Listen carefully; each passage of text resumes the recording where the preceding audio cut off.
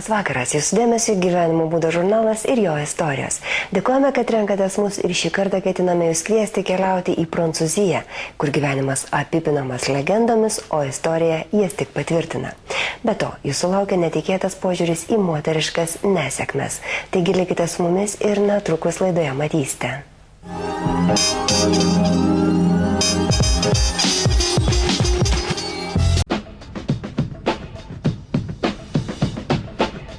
Šie du įspūdingi vyrai vienos iš seniausių konjakdarių giminės Delaman atstovai.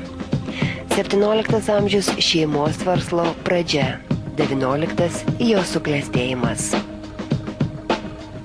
Patrysas Pierlongas, vyriausiasis iš šios giminės, savo rankose tvirtai laiko ne tik šeimos garbę, bet ir žinias. Kaip sukurti produktą, kuriuo gardžiavosi net seras Winstonas Churchillis, apie tai vėliau šeimai atsiuntęs padėkos raštą. No, it was a cognac, but in England, brandy cognac. Būtent už senuosius gėrimus vadinamus vintage vardu vakarų Europos rinkose vertinamus kaip ekskliuzyvą, Delaman šeima pelnė didžiausią pripažinimą. 30 metų statinėse tiek yra išlaikomas gėrimas itin reta šeimos technologijos plonybė. Patrysas Pierlongas sako, kad jų konjako sandėliuose brandinami milijonai eurų. Mes nieko negaminame, neturime vynogynų ir neturime distiliavimo technikos. Perkame konjaką, tą, kurį norime, ir iš jo kuriame savo gėrimą. Kaip atrodo milijonai eurų užkonservuoti ateities kartoms, kviečia pažvelgti Charles Delamanas.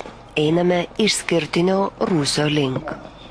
Miesto centre įrengtose saugyklose už grotų saugomas ypatingas šeimos rezervas.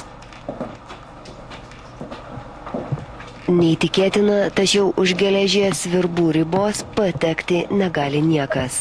Net kompanijos savininkai teturintis tik vieną raktą.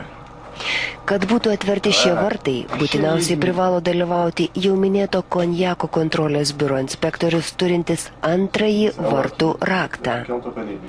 Negana to, pareigūnas privalo oficialiai fiksuoti, kada ir iš kurios statinės buvo pasemta gėrimo. Išskirtinė savisaugos sistema tiesiog neatsiejama nuo garbingos giminės tradicijų, kurios pasak kompanijos vadovo šeimą stačiai stumia iš šiuolaikinės rinkos. Tačiau privalumų yra. Delamanai užsibrėžę laikosi savų principų, o juos vertina aukščiausio luomo vartotojai. Ir mes vis dėlto išgyvename. Esame maži konjako namai, čia dirba tik 20 žmonių.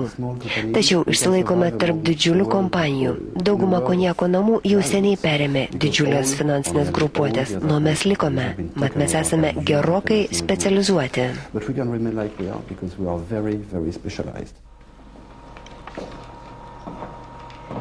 Vertintojai suprantantis, ką reiškia raidės ir ženklai VSOP, gali būti nustebinti išgirdę, kad Delamanų tikslas yra tik XL produktai, o jų rūsių induose saugomų gėrimų amžius beveik mistinis. –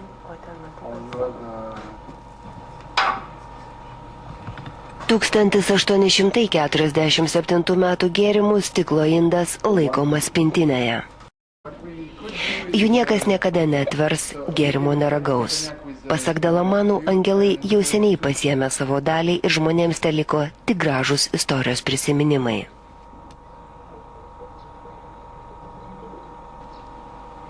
Kvepindami kur kas jaunesnius brandinamus gėrimus, Charles Delamanas ir Thibaut Lacoste pasikliauja tik savo išmanimu. Šių vyrų žodis šeimos versle yra lemiamas, o darbo rezultatai paaiškėja ne po 1 metų. Tačiau beveik 300 mečius trunkančios giminės išskirtinumas ne tik aprašomas knygose, apie jį gerai žino kilmingoji Europa ir tai yra Prancūzijos paveldo dalis.